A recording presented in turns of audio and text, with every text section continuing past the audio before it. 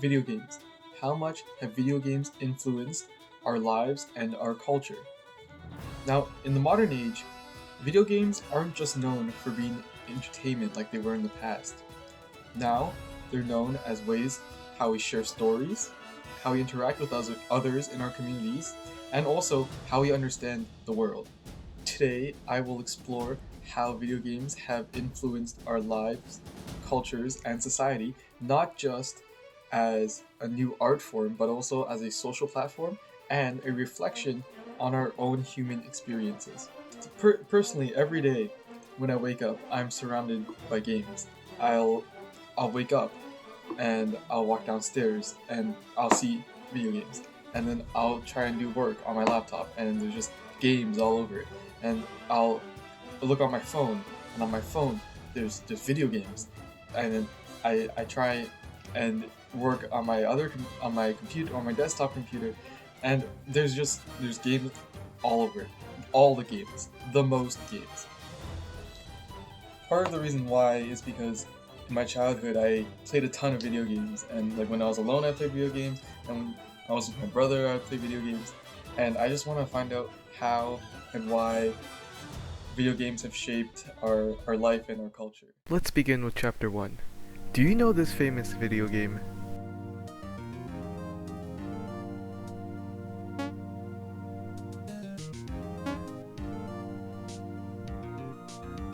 Alright, it was Pong, but that one was easy. Let's try something else. Do you know this one?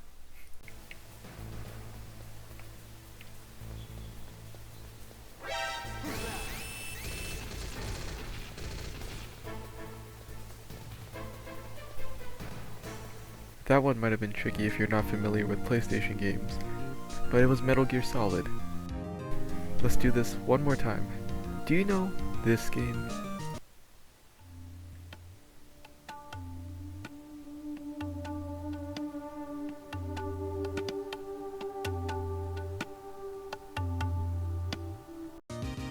That video game was Oregon Trail.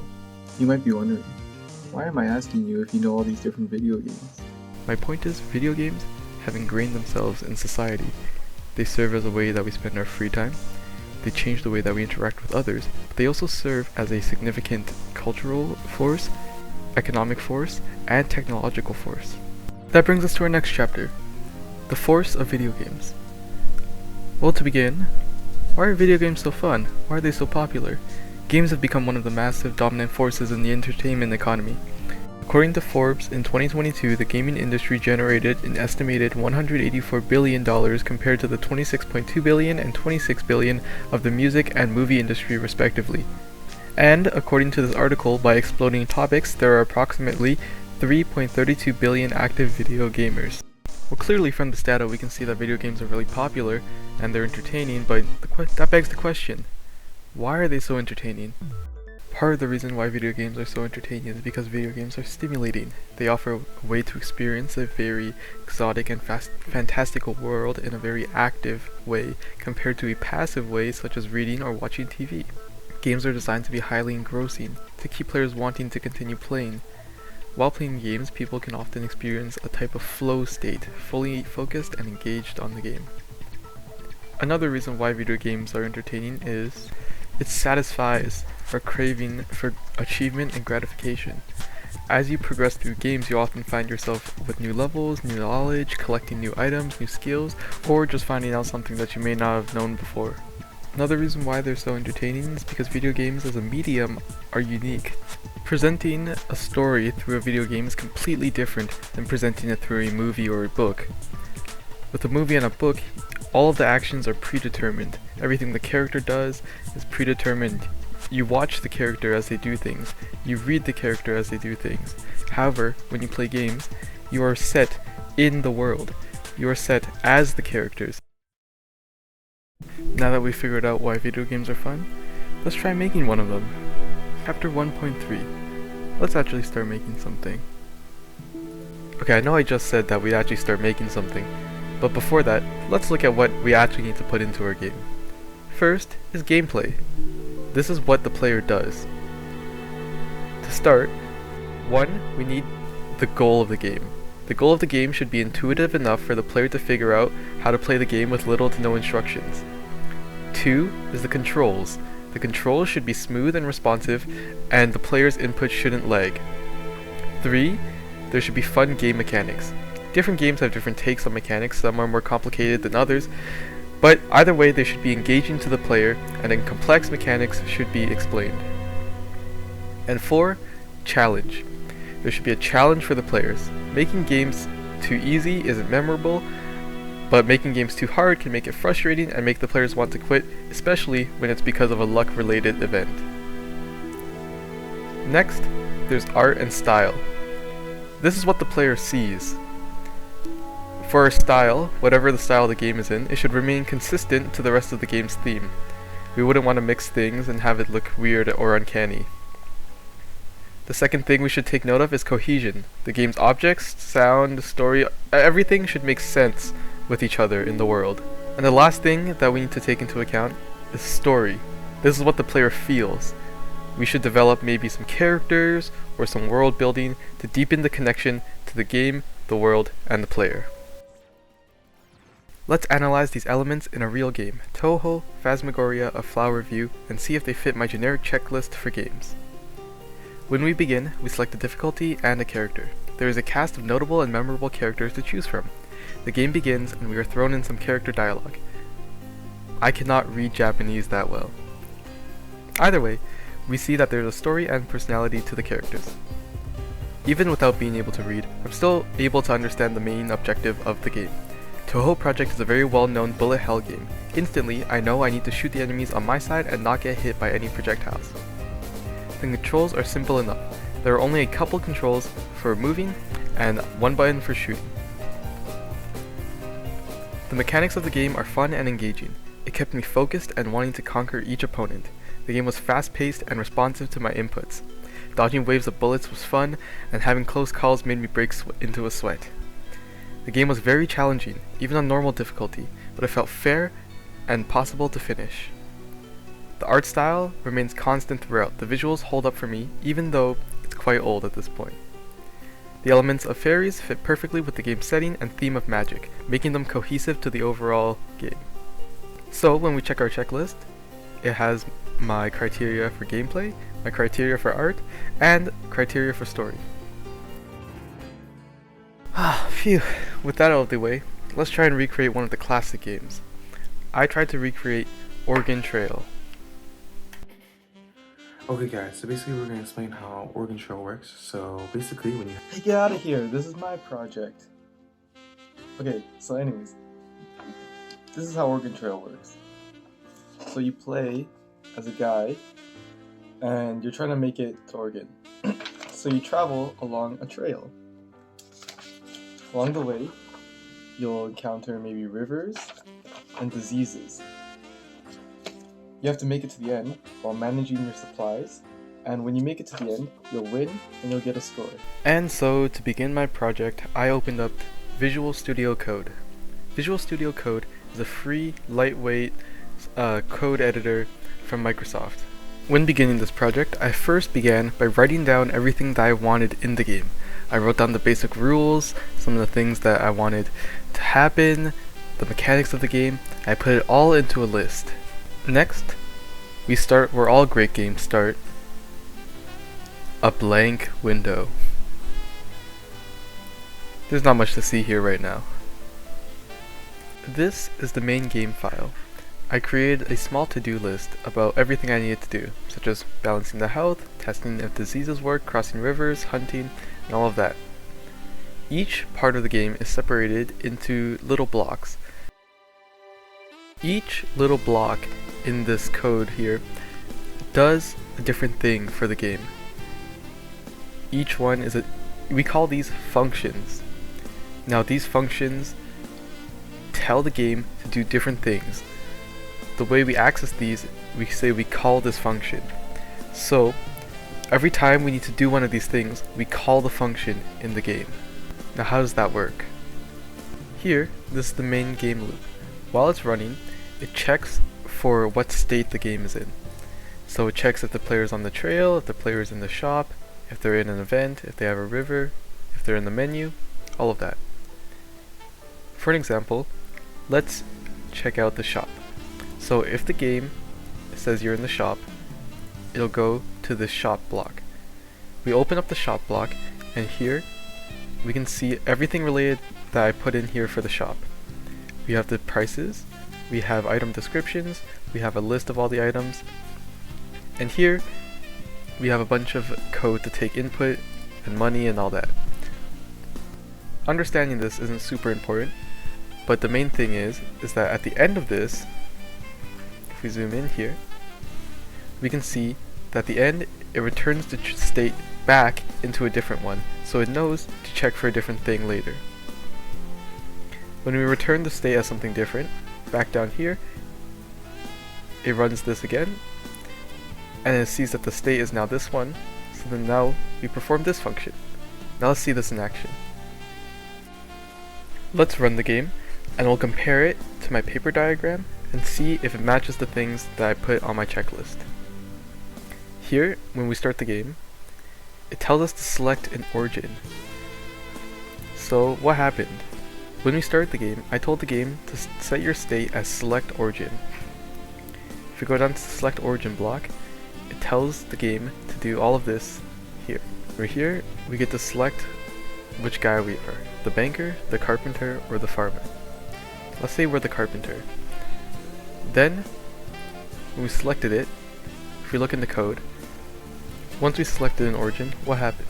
We get to this menu. As we can see here, it tells us to, after we set the origin, we set our stats, and then it changes the state to character select. If we go into character select, then here's a different part of code for it. We can type in our names, so Jayden, and let's say John, John, and John. Next, we have to buy supplies for the travel. Here, let's purchase some food, a spare part, a gun, and some bullets.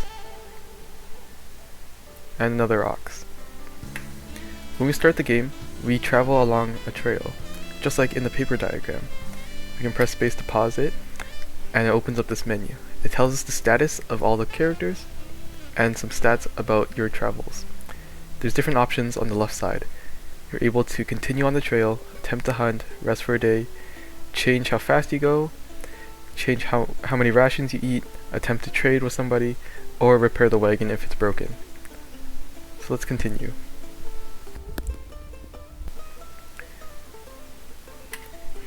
Right there, it said that John had contracted infection, so he got an infected wound. That's one of the challenges in this game. You have to hope that you don't get any diseases. To help combat diseases, you can rest for a day and hope that the disease goes away on its own.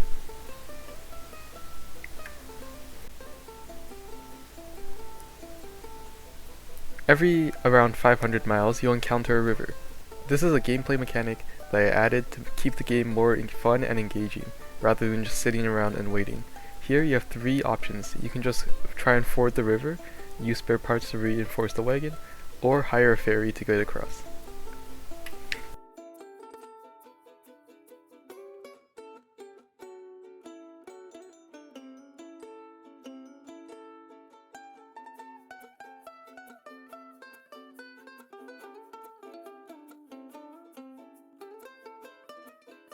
When everybody dies, or you make it to the end, you're presented with a score.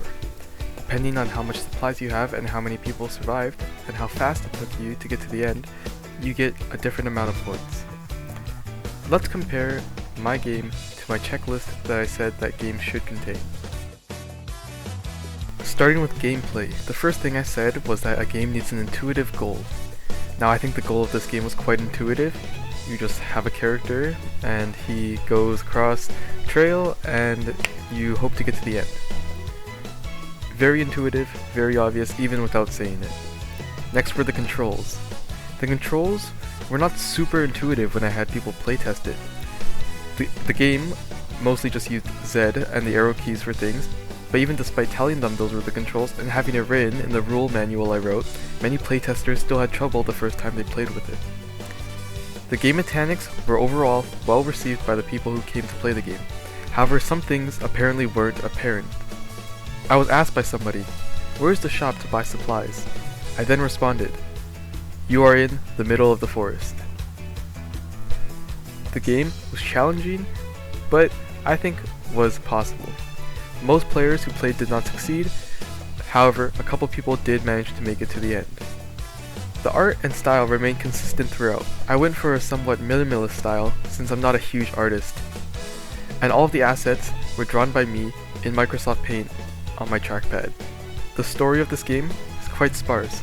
There's not much explained in the game about who you are and what you're doing. The only hint of story that you get is your origin when you're selecting a character to start with. This forces the players to roleplay and immerse themselves in the game. Not unheard of in games, but also a little lazy on my end.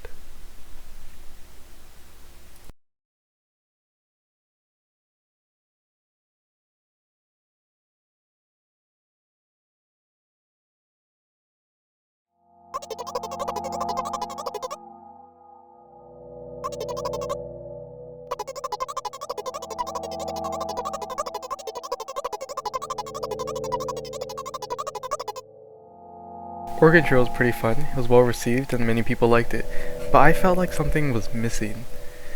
I was a little unfulfilled after creating Oregon Trail, so I made a new project. Something that had a lot more story than this one. I was inspired by Nikita Krukhov's Milk Inside a Bag of Milk series and his website Password Online, so I created another game, one that was all story. This game currently doesn't have an official name, but the working title was called Terminal Game, and it was known as Misty Game by my friend who playtested it. The game mimics a computer terminal. You send commands to the terminal and open and read diary entries from this eerie computer.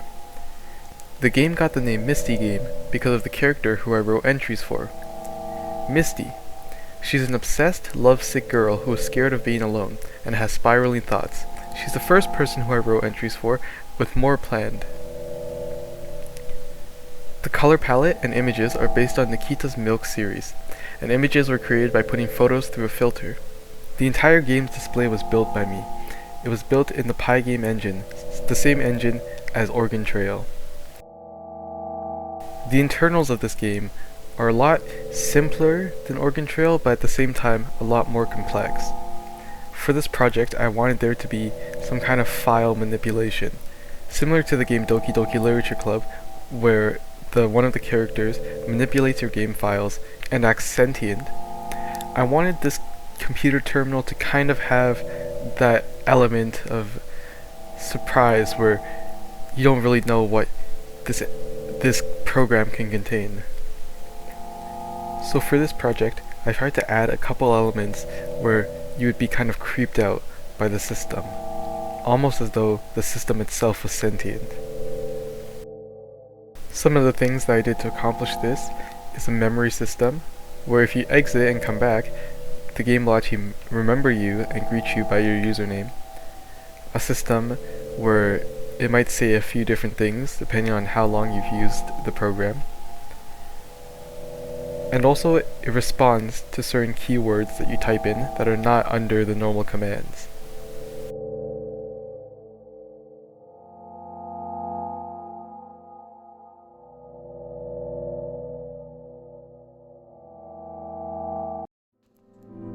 Conclusion. What have we learned?